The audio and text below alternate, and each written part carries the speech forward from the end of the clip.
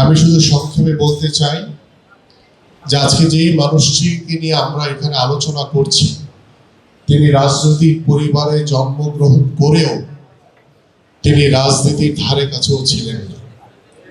তিনি একজন খেলোয়াড় ছিলেন, তিনি একজন ক্রীড়া সংগঠক ছিলেন। তিনি নিজে ক্লাব তৈরি করে তিনি খেলার মাত্রাকে, খেলার যাত্রাকে আরো সুপ্রসন্ন করেছিলেন। এবং যে মানুষটি বাংলাদেশ ক্রিকেটে সবচেয়ে বেশি অবদান, এবং যে মানুষটি আজকে যে বীরপুর শেরেবাংলা জাতীয় ক্রিকেট স্টেডিয়াম, এটিকে হোম অফ ক্রিকেট হিসেবে গঠন করা, এবং তিনি ক্রিকেট বোর্ডের ডেভেলপমেন্ট কমিটির চেয়ারম্যান হিসেবে দায়িত্ব পালন করেছেন। এবং বাংলাদেশের ক্রিকেট যাদের উপরে ভিত্তি করে, যে খেলোয়াড়দের উপরে ভিত্তি করে প্রতিষ্ঠিত হয়েছিল, এবং সেই খেলোয়াড়দেরকে তৈরি করার জন্য যে একাডেমি তৈরি করেছেন, সেই একাডেমি রূপকার ছিলেন আমাদের আরাফাত রহমান কোকো। এবং তিনি ক্রীড়া কূটনীতির মাধ্যমে অস্ট্রেলিয়া থেকে কোচ এনে বাংলাদেশের ক্রিকেটকে কিভাবে একাডেমি ভিত্তিক ডেভেলপ করা যায়, কিভাবে তৃণমূলের ক্রিকেটকে ছড়িয়ে ছিটিয়ে কিভাবে ক্রিকেটকে সমন্বিত করা যায়, সেই কাজটি করেছিলেন আরাফাত রহমান কোকো।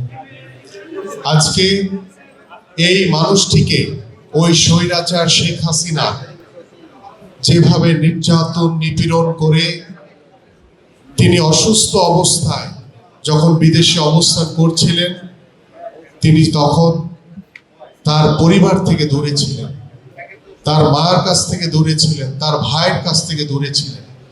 সেই অবস্থায় চিকিৎসাধীন অবস্থায় আমাদের এই মরহুম আরাফাত রহমান কোকো আমাদের এই পৃথিবীর মায়া ছেড়ে চলে যান। আজকে জিয়া পরিবারের বিষয়ে সারা বাংলাদেশের মানুষ সহ সারা পৃথিবীর যে সকল রাজনৈতিক ব্যক্তিবর্গ রয়েছে, এই জিয়া পরিবারের উপরে এই স্বৈরাচার শেখ হাসিনা যেভাবে নির্যাতন নিপীড়ন করেছে, এটা ভাষায় প্রকাশ করে শেষ করা যাবে না।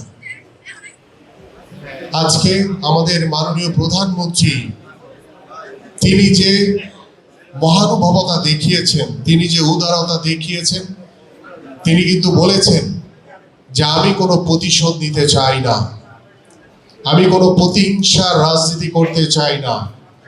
যারা অন্যায় করেছে, যারা নির্যাতন করেছে, তাদের বিচার আইনের মাধ্যমে হবে, কিন্তু আমি কখনো প্রতিশোধ পরায়ণ কোনো রাজনীতির পদক্ষেপ কখনোই নিতে চাই না।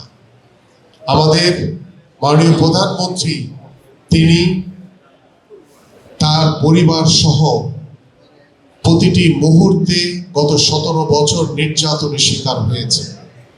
আমাদের প্রত্যেকটি নেতা কর্মীরা নির্যাতনের শিকার হয়েছে।